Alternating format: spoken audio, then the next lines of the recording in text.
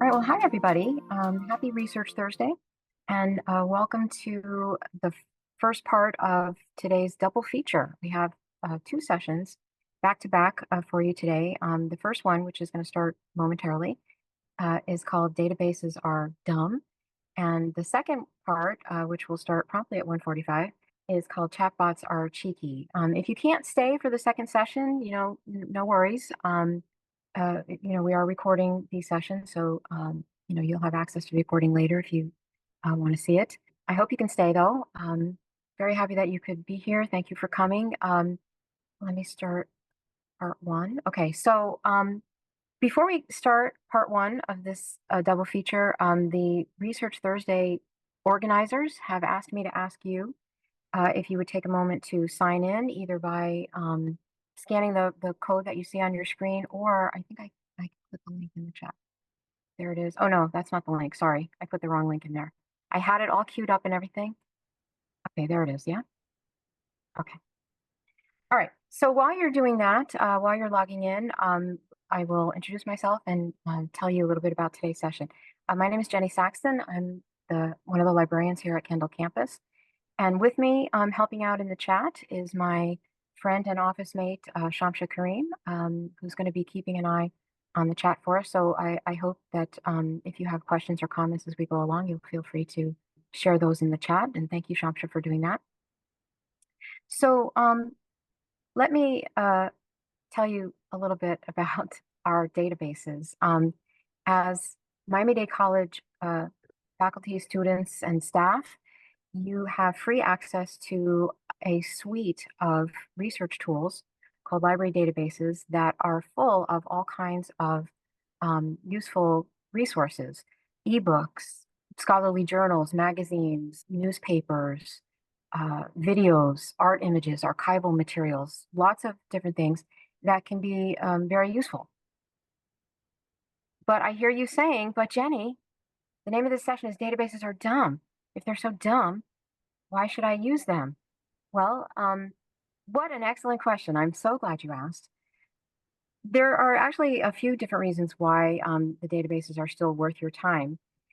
Certainly, if you have a research assignment, like, maybe one of your professors has given you an assignment where you have to do some research on a topic and find sources and do a list of works cited or a list of references.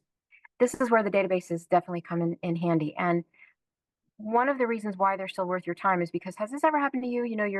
You actually find a good article, you go out on Google, because you might be thinking, why can't I just use a smarter tool like Google or like ChatGPT if databases are so dumb? Um, you ever find something really good on Google and then you're all happy and you think, oh, this is really good. It's exactly what my professor's looking for. And, it's exactly on my topic and everything. I'm so happy. And then you start reading it to see if there's anything you can cite in your paper. And you get down to about the end of the first paragraph or so. And all of a sudden, this big, fat, obnoxious buzzkill of a paywall pops up and tells you that you can't see the article unless you pay big bucks, either for access to this one article or, they want you to subscribe to the journal that the article comes from, and that's no fun and no fair. Yes, I know, right? It happens. It doesn't happen all the time, but it happens, enough times to be irritating. So one of the advantages to the databases, one of the main advantages, is that they provide access, free access, to a lot of this premium content because all the libraries in the state university and college libraries in Florida have already chipped in and have paid for you to have access to these resources. And then the other really nice thing about them is that because they are selected by librarians and other smart people and vetted and everything, the information in them is usually pretty reliable. So you don't have to worry so much about whether or not you're using a good source. Now, of course, you're still going to have to make choices. I mean, not everything you find in a database is going to be appropriate for every research assignment or every situation. But, you won't have to worry so much about whether or not they're legit.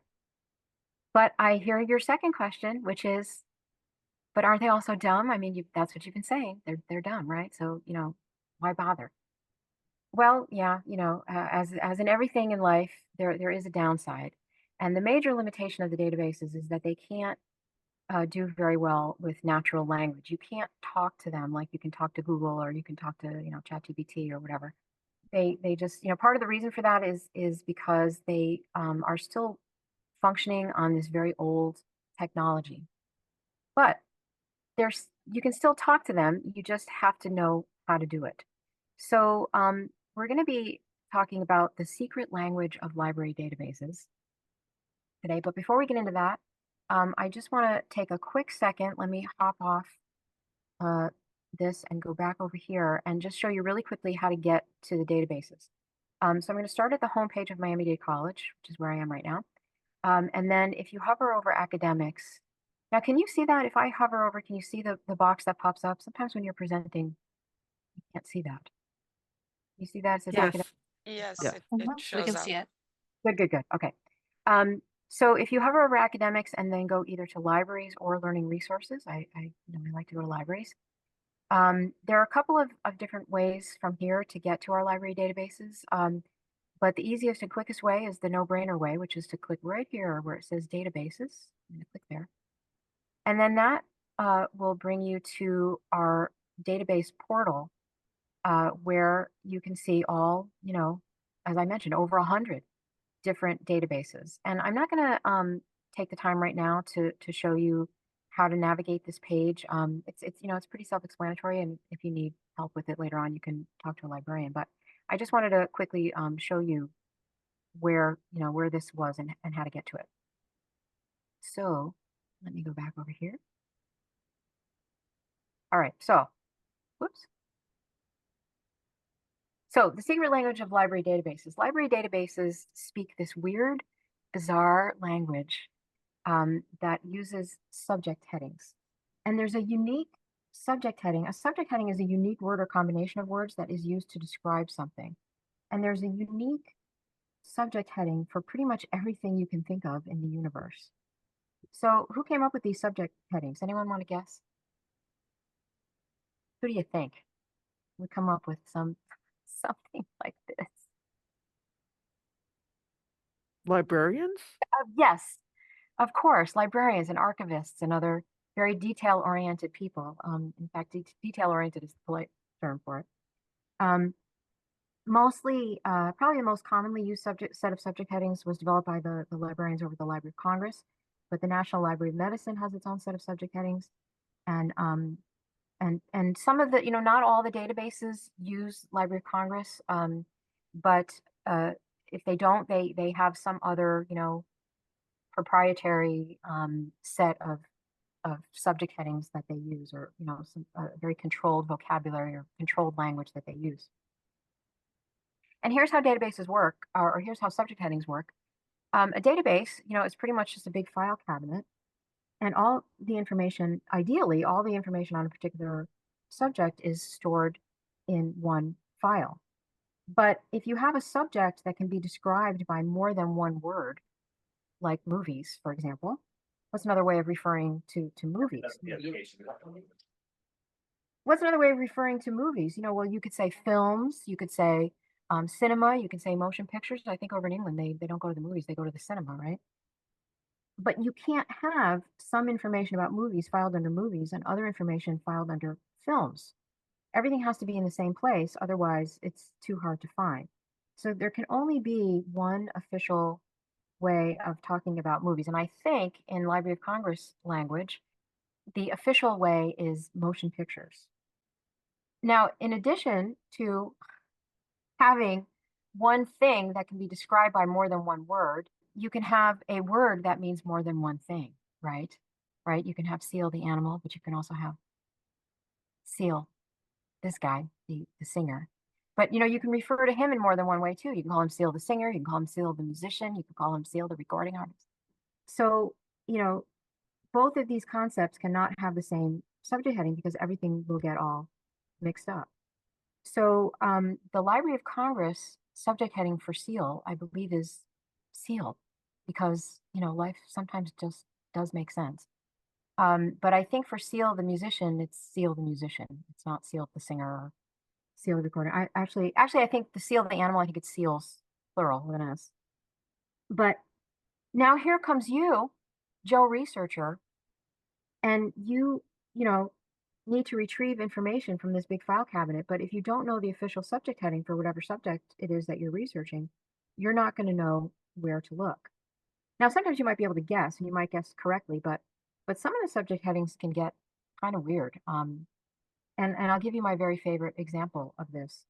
This happened quite a while ago, but one day a gentleman came into the library and he was looking for information about how to sue his neighbor.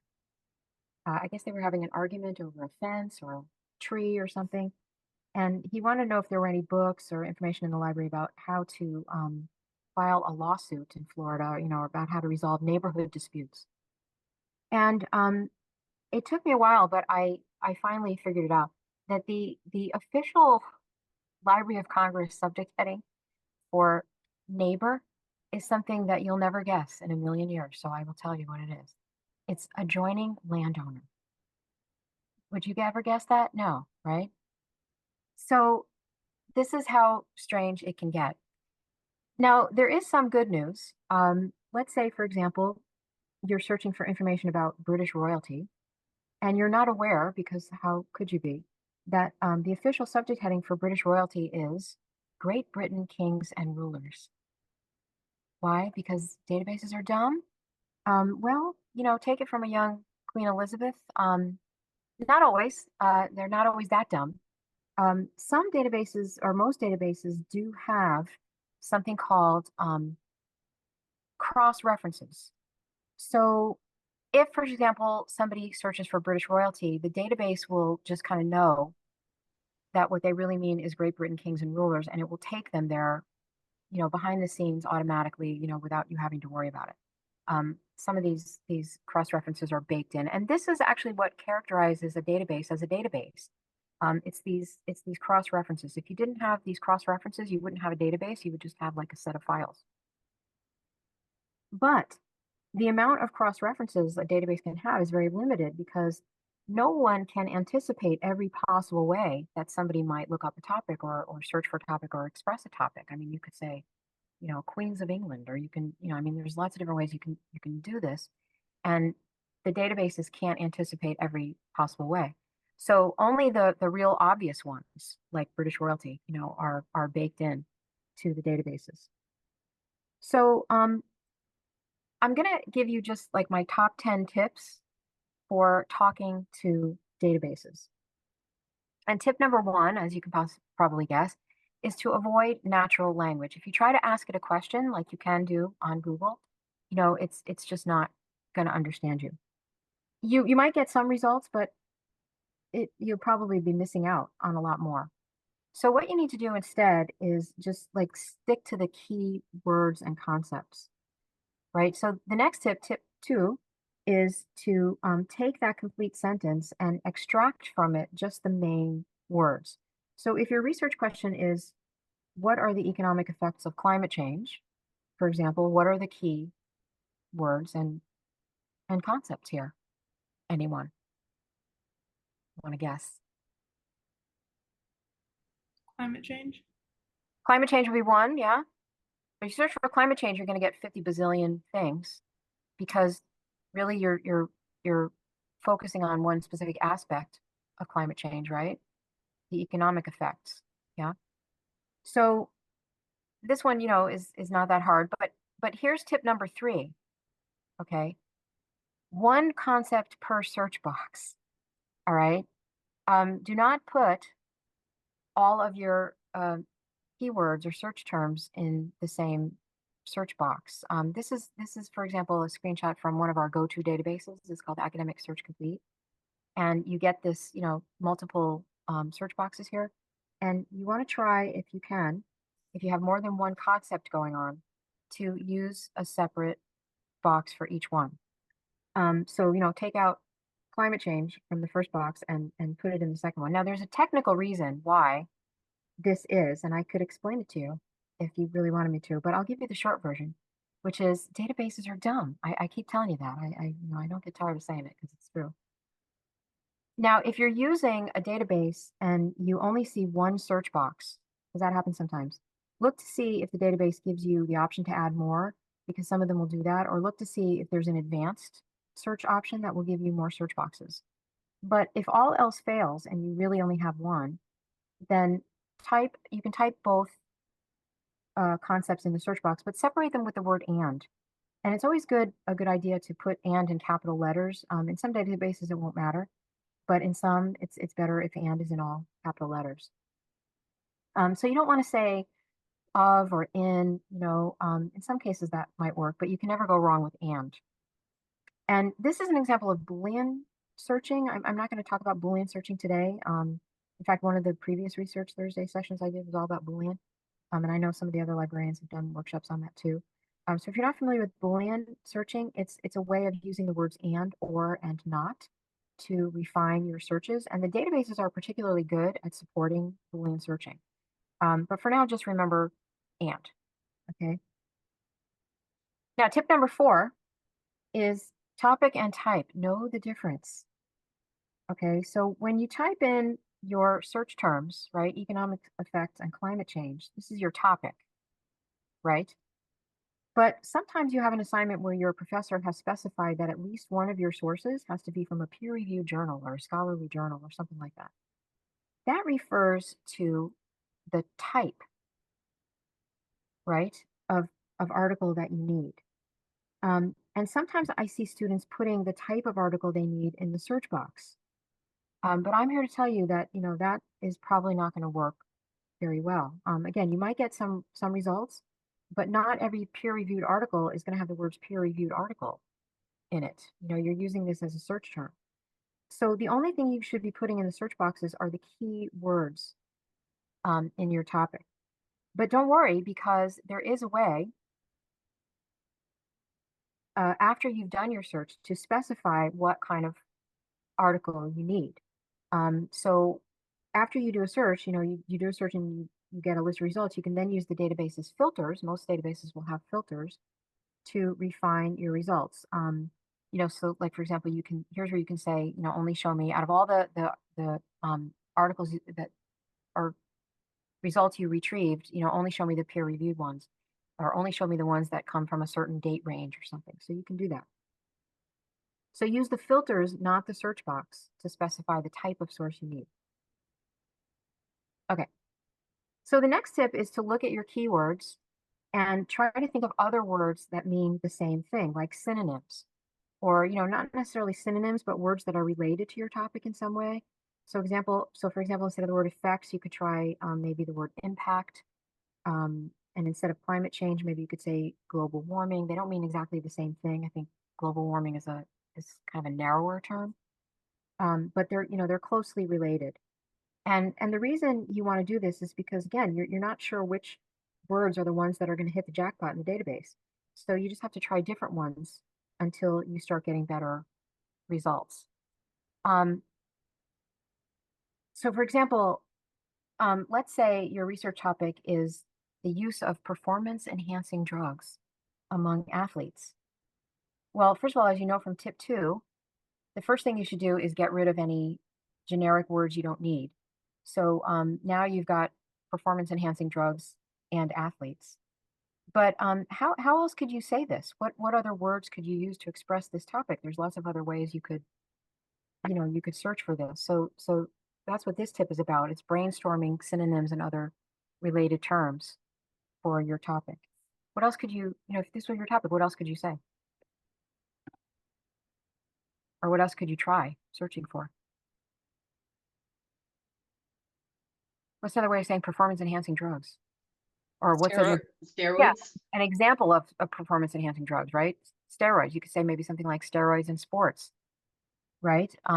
Or you could say something like maybe steroids in bodybuilding. Again, slightly narrower topic, but you got to try different things. I can tell you that's an official way of saying this, like an official way of saying this is something again that you probably wouldn't ever think of. It's doping in sports. Because databases are dumb, don't you know? But if you search for this, you may find actually that this works really well. Or you could say maybe something like doping in Olympics or something. Again, you want to do this. The reason you want to do this is because, databases are dumb. You have to be smart. So one of the things that librarians recommend that you do when you have a research assignment is to literally take out a piece of paper and a pencil and write down as many different words and phrases you can think of that are related to your keywords. And then once you have a nice list, you can then, mix and match them to try more searches. So for example, you might say something like economic impact and extreme weather, or, costs and sea level rise or something. Not everything you try is going to work. Again, you'll probably get some results for everything you try, but not everything you try is going to give you the best results. You just have to keep trying until you hit it. Now, if you're having trouble coming up with related terms, there are a few different things you can do. One thing you can do is do a search and then look for clues in your search results. And again, this is a screenshot of a database called Academic Search Complete. This is 2 articles from a list of results I got when I searched for economic effects and climate change. Now, not all of the databases are going to do this, but this one does, and it's nice. For each article, it shows you the official subject headings that this database uses to pertain to that article. So this might give you ideas for other search terms to mix and match. For example, gross domestic product, renewable energy sources, Paris Agreement, that international treaty on climate change. So you can try those keywords as well. Go back to your search box and mix and match these terms. Another thing you can do, the next tip is you can ask smarter research tools for help figuring out what search terms you might try.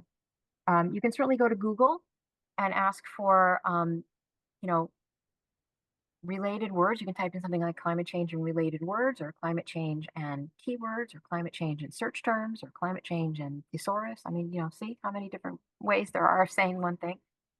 Um, and that sometimes works really well. Synonyms is another thing you could try. And if you're feeling, kind of adventurous, you could, of course, ask a chatbot, something like ChatGPT to suggest keywords for you. But if you're going to bother to use a chatbot, why not kick it up a notch and leverage all of that extra power that chatbots have by asking it to do something like, create an outline for a 5-page college level research paper on the economic effects of climate change. With chatbots, you can talk to it like that. You can actually tell it what you want it to do. Now, what'll happen is that, ChatGPT or whatever chatbot you're using will immediately in a nanosecond, spit out all of this, this outline. This is only the beginning part of this outline. I mean, I think it's a little ambitious for a 5-page research paper. So, you don't have to use this as an outline, but what you can do is look through it and you will see a lot of, you'll get ideas for a lot of other search terms you can try, like climate change mitigation, sustainable practices, climate resilient infrastructure. And this can really help you to, zero in on what you want. Now, of course, another smarter research tool that you can ask for help is us, the librarians. We're always here to help you figure out which database to use. We can help you figure out, what search terms to use. And there's lots of different ways that you can get in touch with us. Shamsha, could you put in the chat for us the link again to maybe the research tools and services page where you can Yes. find out where, how to get in touch with all the librarians? Um, Yes. that's what we're here for. Thank you for doing that. Why us? Well, the databases are dumb. I keep telling you, they are. Um, okay. Tip number 8 is probably my favorite tip. And we've done this a little bit already, is to try to use broader, or think of broader and narrower terms. And I'm going to give you an example, a good example from a time when I was helping a student with this. He had a research topic, invasive species. He was searching for information on that. And when he started searching, he discovered that there were a lot of, just way too many sources and way too many results. So he realized that most of them were divided up into two categories: invasive plants or invasive animals. So he had invasive animals in mind. So he decided, okay, I'm going to use that narrower term, invasive animals. But then when he started searching for invasive animals, he still got a lot because there are a lot of different invasive animals. And, there's a million of them. Burmese pythons, cane frogs, lionfish. And suddenly he got all excited about lionfish. So he decided, okay, that's my topic is going to be lionfish. And he wanted to do his paper about lionfish in and around, the coast of Miami. But then when he did that search, lionfish in Miami, now he didn't get enough. He didn't really get very many at all. So now he had to like broaden his search and go from Miami up to Florida. And then that ended up being a good search term for him. He ended up having a lot of success with that. And here's a picture of a lionfish, by the way, in case you don't know what one looks like. So when you're doing this, you're going to have to again, sort of get broader in some areas, narrower in other areas. Again, just to try different things until you zero in on something that works. Okay. Another tip is to take advantage of the database features. All the databases are a little bit different, and they all have these different features that can help you with this. For example, we have one very popular database. It's called Opposing Viewpoints. This is a really good database to use if you have the kind of research assignment where you have to explore some kind of controversial issue or um, some hot topic that's being discussed in the news now, or if you have an assignment where you have to write an argumentative paper or discuss the pros and cons of something, or explore the different sides of an issue, or if you have to take a side on an issue. And one of the things we like about this database, it does have a search box, as you can see, but it has this beautiful feature, and it's right here, and this little light bulb, and it says browse issues. This is a database that allows you to browse as well as search. And if you click browse issues, what you will get is a quite extensive list of all these different subjects. So everything is nice and neatly arranged in this particular database. And, here's global warming and climate change right here. So if you click on that, everything will be all in one place. And it's very nice and neatly arranged by type of source. So it's all nice and packaged for you. And a lot of the databases have other features too, like this, that can help you. So you don't have to do all of the heavy lifting yourself. Um, and now remember tip 7, if you don't know which databases have this, ask us, ask a librarian, ask a smarter research tool for help with this. Because again, this is what we're here for. Okay, tip 10 is to plug the databases into Google Scholar. Okay, so you're doing your research, you're in the databases, you are doing all kinds of searches, you've brainstormed your keywords, you're doing everything that you're supposed to be doing, and you just still can't get to what you need. You really do need the power of that Google search engine. So wouldn't it be nice if you could use the free content and everything that we have in the databases that you have access to for free, but with the power of that Google search engine? Well, there is a way with Google Scholar. If you're not familiar with Google Scholar, it's kind of a version of Google that focuses on the more scholarly materials, so like scholarly articles and books and everything. So if your assignment is to find scholarly sources, this can be a really good tool to use. But the problem with Google Scholar is the same problem that you may face with regular Google, which is that you run the risk of hitting those big paywalls, especially when you start talking about the scholarly materials. The good stuff. The good stuff costs money, right? Although they do also say that the best things in life are free, but typically not in the scholarly publication world. So let me see if I can just kind of go live here and see if I can find a good example just to show you really quick about how this works. The way that you plug Google Scholar into our databases is you go back to our database page, right? The portal that I showed you earlier.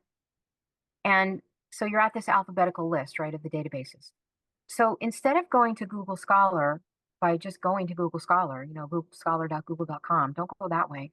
Go back to our portal and then look for Google Scholar. So go to G, and then it'll be here. Um, Oops.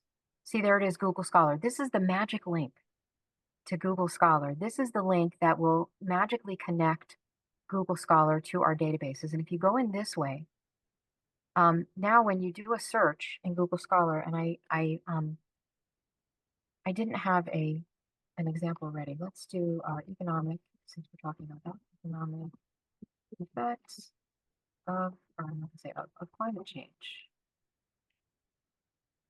Okay, I don't know if this will be a good example. Let's see if it is. All right. See over here, I want to find a good, okay, here's an example. See this one? All right. See this one that says, excuse me, I'm moving the chat around because you can't see it on my screen, but I can see it. See this one says a reassessment of the economic effects of global climate change on U.S. agriculture. Now, this is probably not the article that you want because it's 1995, which is a little bit old. But let's say for whatever reason this was the article you wanted. Well, here's a situation where if you clicked on this, if you were just in regular Google Scholar and you clicked on this, you would probably hit a paywall. But since you went through the magic link this time, notice that you see something now next to this article that says full text at MDC. What does that mean? That means that at least one of our databases that you have free access to here at Miami-Dade has this article. And if you click here, it will take you right to the article without you having to figure out which database it's in. Now, a lot of things you can get to for free anyway in Google Scholar, but every once in a while you see something where if you hadn't connected, you wouldn't be able to get to the free version of this. Does that make sense? Do you have any questions about that? Makes sense. Oh, yeah, so connecting to Google Scholar, and again, this isn't not a good example because it's an old article, but connecting to Google Scholar increases your chances of being able to get to the free stuff. Now, again, you're not going to find everything. Our databases don't have every single article in the universe, but you have a better chance if you go to Google Scholar this way. All right. I have a bonus tip for you. Any questions or comments about anything? We only have a couple minutes left, but I have a bonus tip for you. The bonus tip is to play a game. There's a game. Maybe you've heard of it. It's called Taboo. Anybody ever play this game? You familiar with this? It's a bit old. Yes, right? It's fun. Yes? Well, the reason why I'm suggesting this is because Taboo is a game where you have a word, right? And you have to get somebody else to guess the word. But you have a list of the 5 best examples, like the 5 best clues to use, but you're not allowed to use any of them. So, for example, how would you get somebody to guess the word spaghetti if you couldn't use the words pasta, noodles, meatballs, Italian, or tomato? How would you do it? Anybody want to take a stab at that? That's a tough one. Yeah, I would think maybe something like a food that you eat by twirling it around your fork, maybe something like that. A starch you can boil. Yeah, yeah, right. So the reason I'm suggesting this as an exercise is because it forces you to think of different words for things. And this can be useful not just when you have to search for information in a dumb database, but it can also be useful when you have, like, let's say you're writing a paper and you need to, you find sources, but you need to paraphrase them, right? You need to put them in your own words. And students sometimes have trouble, thinking of different words, different ways of expressing these topics. So this is a good exercise for that. How about this one? What if you had to get somebody to guess the word trophy, but you could not use the words cup, prize, award, win, or sports? Go. Want to try this?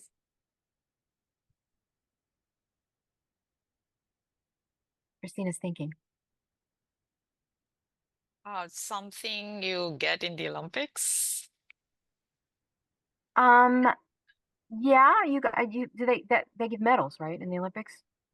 That's a good Yeah.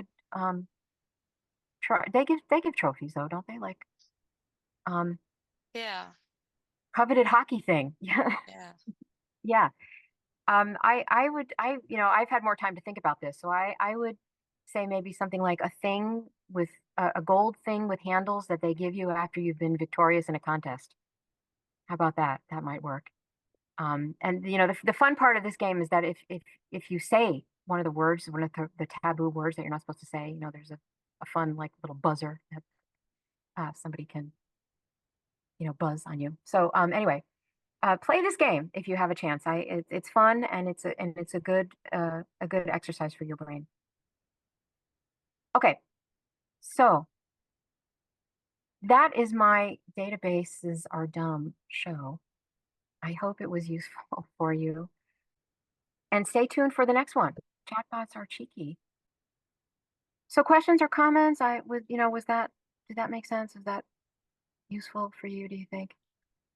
Or for your students? That was very helpful. Thank you. Great. And if you need more help, again, the librarians are here. And Those were wonderful specific tips. Thank you. oh, you're very